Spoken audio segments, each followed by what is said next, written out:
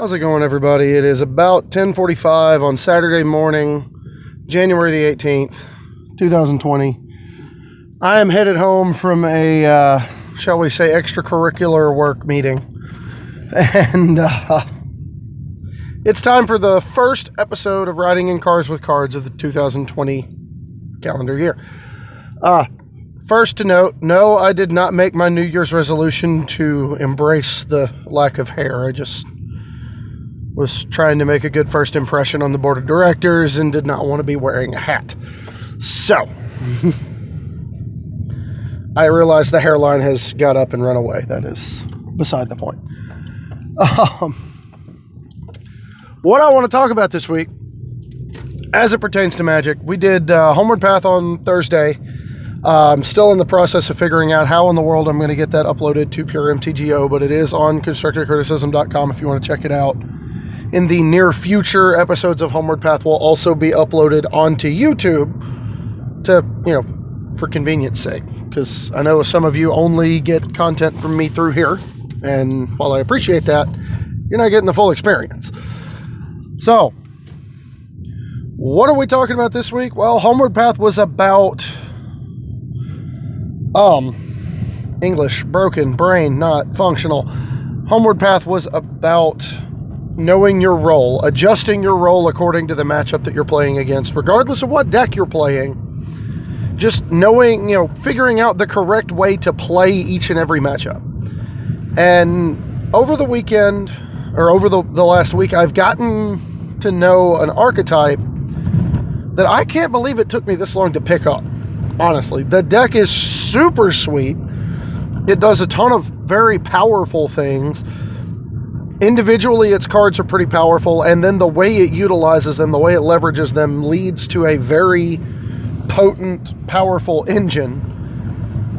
And it fits right into the mid-range class of deck, which is one that I'm looking to play more in 2020, because 2018 was kind of my year of the aggro deck, and then 2019, late 2018, most of 2019, I've spent playing like tempo decks. So I'm kind of looking to diversify myself a little bit this year and pick up a mid-range deck that I really like. I normally shy away from them because I never feel like I can get the 75 right. I never feel like I can play them at a high level. But this one might just have me hooked. The deck I want to talk about today is Temur Adventure. So, what is there to say? For those of you who don't know, the adventure mechanic is really prevalent in Standard right now. And that's what format this is for. Current Standard format. Adventure cards give you the option to cast the front half of them as instants or sorceries, and then they'll go into exile, they'll go on an adventure, and then when they come back, you get the creature. So, in their own weird way, they're kind of like split cards. So already from a fundamental level, if you're playing a deck built around the adventure mechanic, you are looking to leverage value. If I stomp your creature on turn 2 and then cast the Bone Crusher Giant on turn 3, I have gained card advantage because I have removed one of your threats and put a 4/3 on the board, all for the cost of one card. If I brazen bar, or if I petty theft your Fires of Invention in your upkeep, and then flash in the brazen borrower, I've gained a significant tempo advantage because I have kept you from casting multiple spells, and then I'm starting to apply pressure back. If I God, I can't remember the name of the spell half of Beanstalk Giant. My mind is not there. Or if I Heart's Desire on turn 1, cast, Edgewall Innkeeper on turn 2, and cast Lovestruck Beast on turn 3, with a tap land fit into the curve somewhere. If I do that sequence, I've gained both pressure and card advantage, because Lovestruck Beast gave me 2 threats for 1 card, and the Edgewall Innkeeper drew me a card, and we're applying a bunch of pressure. We're, attacking for 7 on turn 4. Attack for 1, attack for 2, attack for 7. 9 is a lot, or 10 is a lot. That's half their life total. in 4 turns with 7 on the board, threatening, it's a lot of, what am I doing? There's just a lot to it. And it's just powerful. Like, gaining card advantage by casting your spells is just plain powerful. Gaining tempo advantage just by casting your spells, like, just by playing Magic, you gain inherently card advantage, tempo, everything. You gain all the things you need normally to win games of Magic. That's the draw to this deck. And at the end of the day, that's why I'm so intrigued by it. So let's go through the list. And the first thing I want to talk about are the payoff cards, because those are the big draws to Adventure as a whole. They are not exclusive to this build. The payoff cards are not. The 2 big payoff cards are Edgewall Innkeeper and Lucky Clover. And they pay you off in different ways by building around adventure creatures. Edgewall Innkeeper is 1 mana, 1/1, draws a card every time you cast the creature half. So, functionally speaking, it gives you even more grinding power because it allows you to draw even more additional cards. It's kind of a big deal. Drawing even more cards. Just continuing to mount pressure by virtue of having threats on the board and drawing more of them. That's why a lot of the Edgewall Innkeeper decks you see are either Gruul or Golgari by design and are laser focused on being aggressive. You'll see, the Golgari decks are playing Smitten Swordmaster and Order of Midnight and Lovestruck Beast and sometimes Flaxen Intruder, and the entire goal of those decks is to just keep putting bodies on the table. Order of Midnight can buy back your Edgewall Innkeeper, and then you can cast the spell half of Order of Midnight will buy your Edgewall Innkeeper back, and then you cast the Edgewall Innkeeper and the creature half the next turn and draw a card. And you've recouped any potential lost card advantage while generating additional. And you're putting 3 power on the board. Like, it's this little train that keeps rolling down the track, and it's pretty appealing. But the real nugget here, the real kind of wisdom, the excitement in this version of the deck comes from Lucky Clover. And again, it's not exclusive to this build. I mean, I've seen builds that were playing Jund Clover, I've seen Sultai Clover, and then I've seen, obviously, straight Golgari Clover.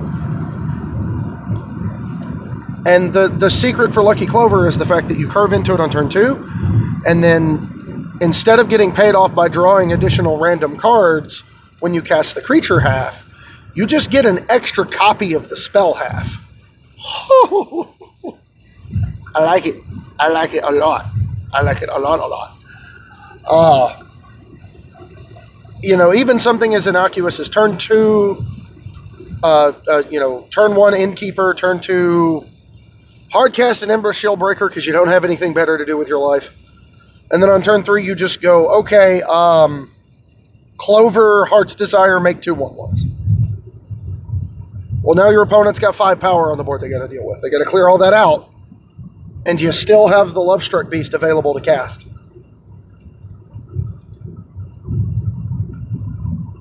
To say nothing of the absurdity of using any of the other creatures in our deck.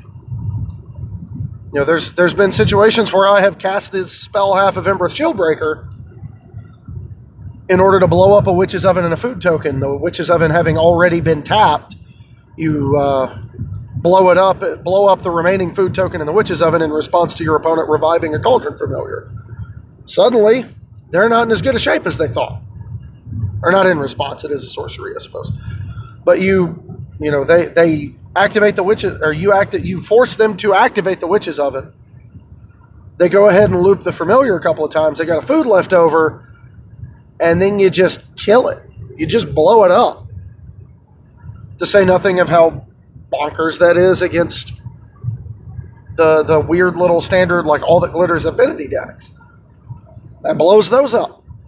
That kills Steel Overseer and Gingerbrute for the sum total of 3 mana and draws you a 2/1. That's really powerful.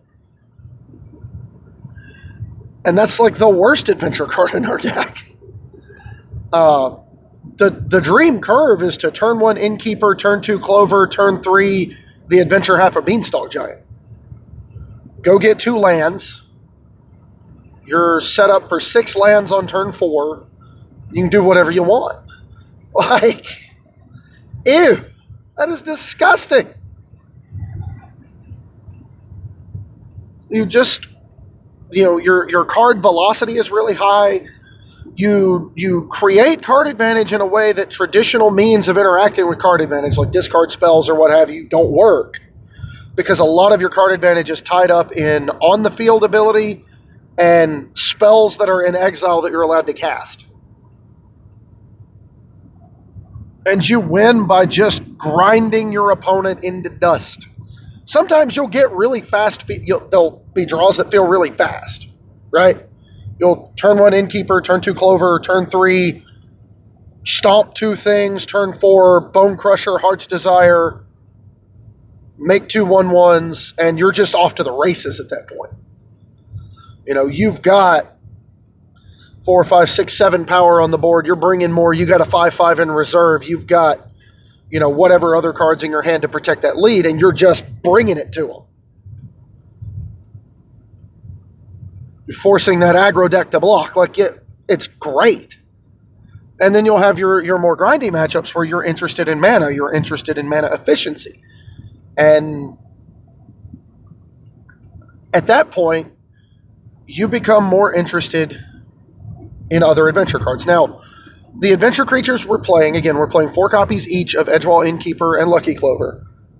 And then we're playing 4 copies of all of the following cards: Lovestruck Beast, Bone Crusher Giant, Brazen Borrower, and Beanstalk Giant. Playing 3 copies of Fae of Wishes and 2 copies of Embereth Shieldbreaker. Embereth Shieldbreaker being by far the worst adventure card in our deck. And it's still pretty good. It's like, sometimes it's just a 2/1 on turn 2 that draws a card.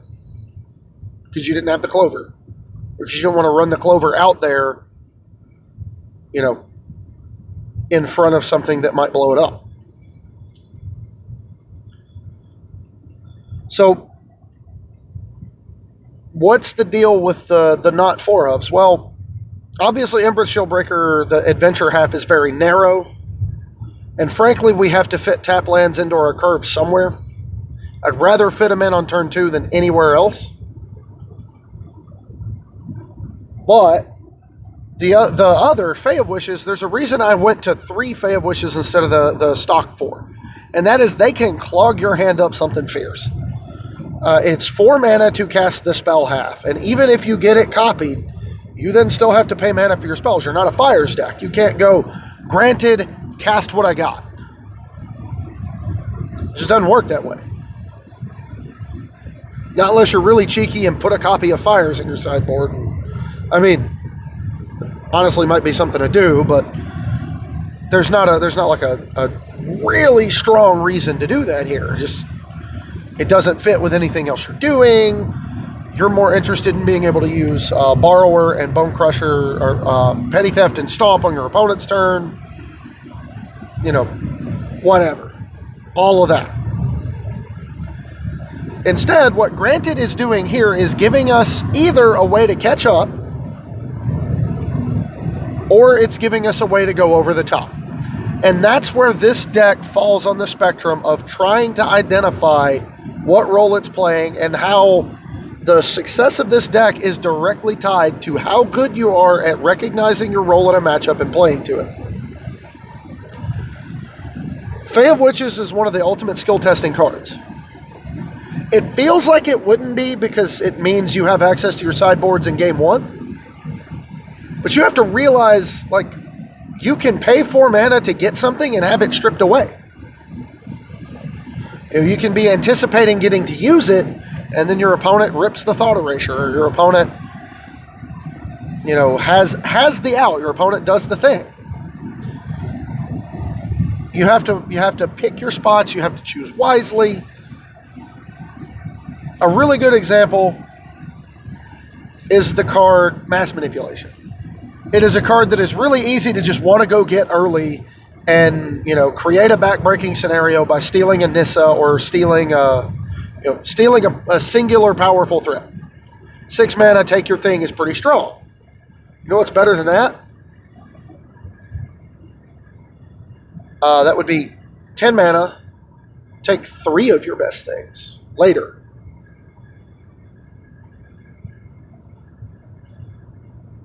I'd rather do it then. Or on 10 mana, you can go get it and then cast it right away instead of going and getting it and having it ripped out of your hand. You can play it in such... You use a card like Mass Manipulation to go over the top of your opponent, to take everything out from under them and beat them to death with it. That goes for a lot of things. I mean, there was one instance where I Mass Manipulation for a Nissa and 2 of their lands. And as such was able to leave up additional spells during their turn. That's really powerful. But not only that, we also get access to cards like Plane-Wide Celebration, cards like Once and Future, which I had to look up because I didn't know what in the world that card did.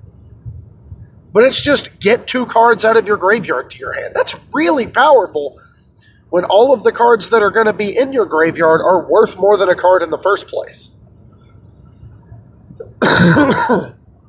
Excuse me. And that's the thing. Building not just your main deck, but it's an actual entire 75 in its purest form because you have access to it in every game. So you got to make sure all 75 of your cards have a job, not just the 60 in the main deck and which ones you're going to swap out for which ones out of the sideboard. That's not the same thing. Having answers is one thing. Having the right balance of threats and answers is another. And that's, the main deck configuration for this deck is very much all threats and then the answers are in the wishboard. Except the front half of Bone Crusher, the Stomp is an answer. Petty Theft is an answer. The adventure half of Emberth Shieldbreaker is technically an answer. Our one-of copy of Agent of Treachery, which takes the place of the 4th copy of Fae of Wishes, is an answer, and a good one. It's an answer and a threat rolled into one because you neutralize your opponents and take it.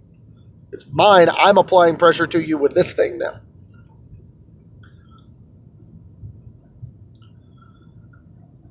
And then, cards like Mass Manipulation go way over the top. Cards like... I'm trying to think here. Cards like Plane-Wide Celebration give you just a big, stupid, splashy, powerful effect. Cards like Lava Coil and Flame Sweep help you catch up against more aggressive strategies. The card Questing Beast can be a little bit difficult to beat at times because your early turns are so frequently about 1/1s.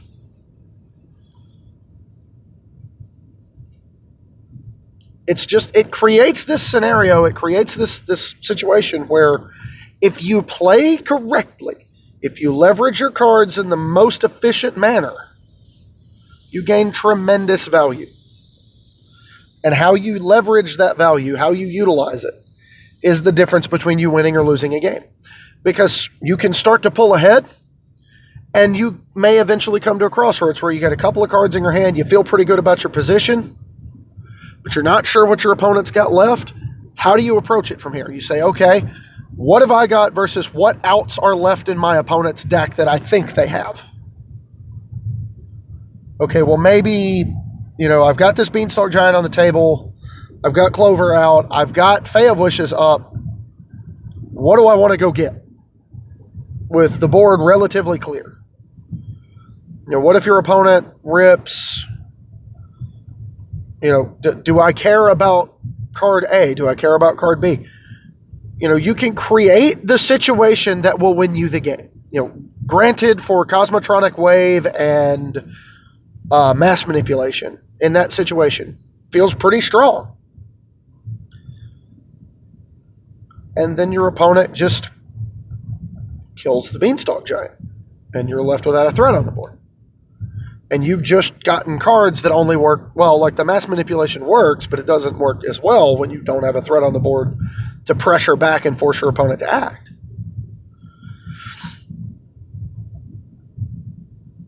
You know, it's how you utilize the cards at your disposal that determine how you're going to fare in games with this deck. And I've played games that felt like absolute and utter blowouts where I just carved out, did a bunch of powerful stuff, and my opponent lost. But I've played just as many games so far where the deck, like, I have to make good decisions. It's not a deck that plays itself. It's not a deck like Jeskai Fires. It's not a deck like Esper Hero to an extent.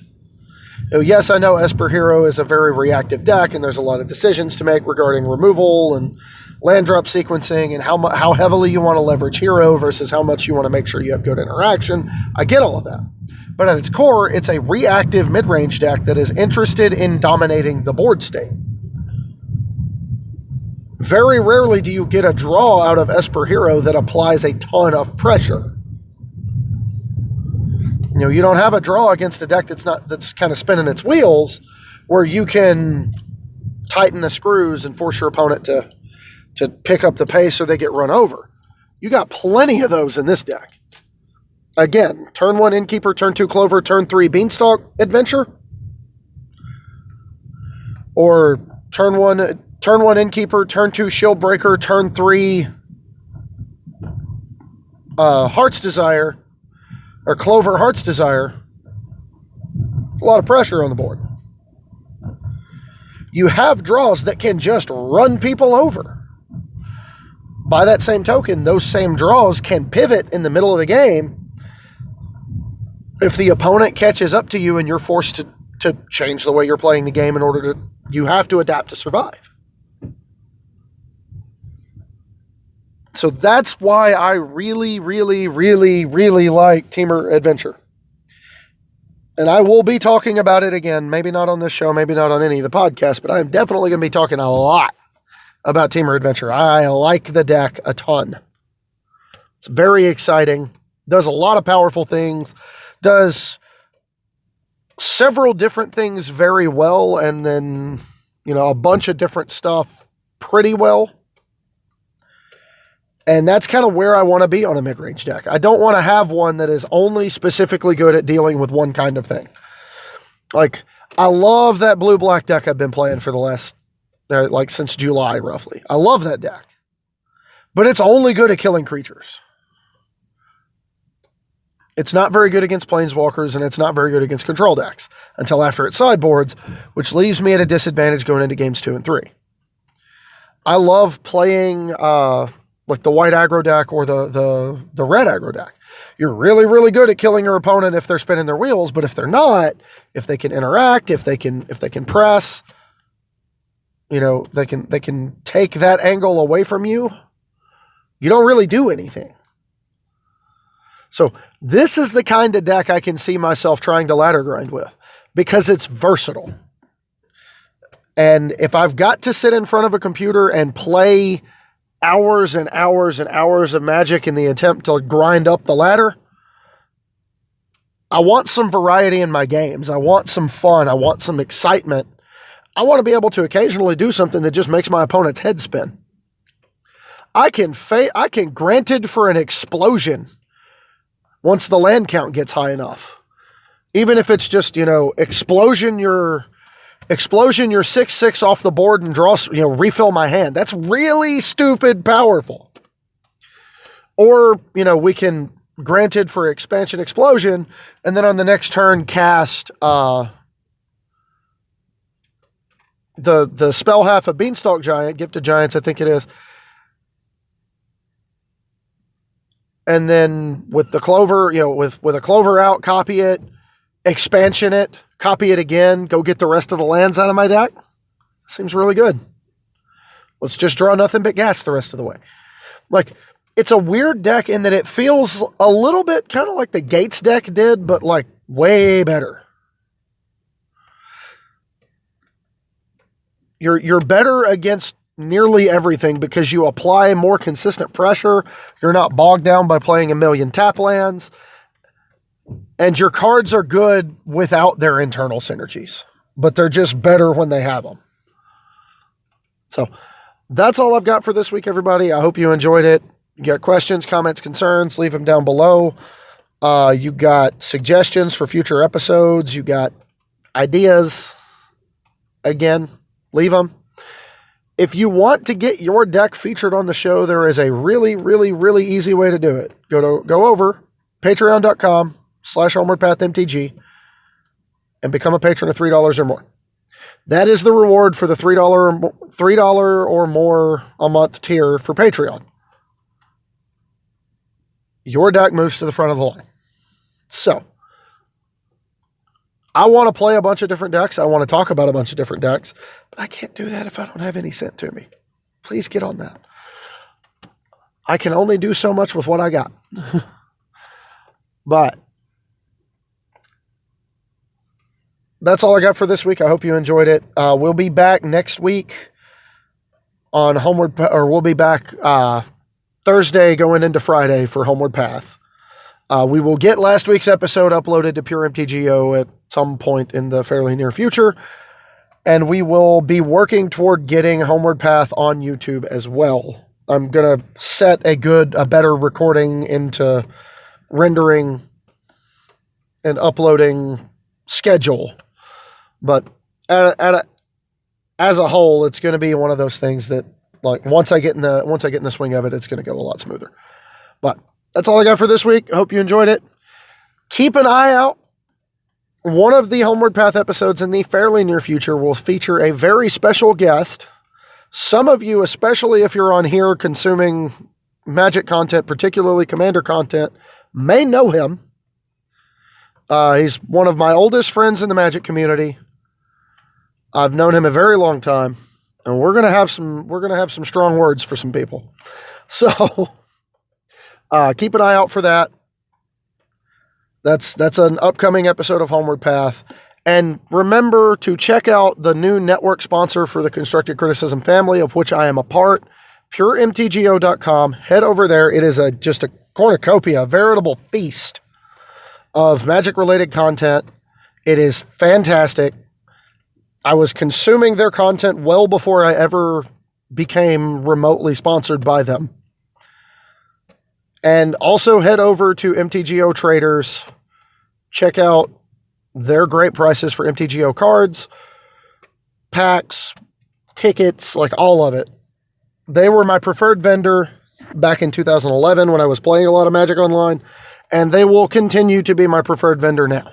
So that's all I got. I'm going to head inside and feed this family their lunch. So I'll catch you later. Stay safe, have fun, and above all else, keep improving.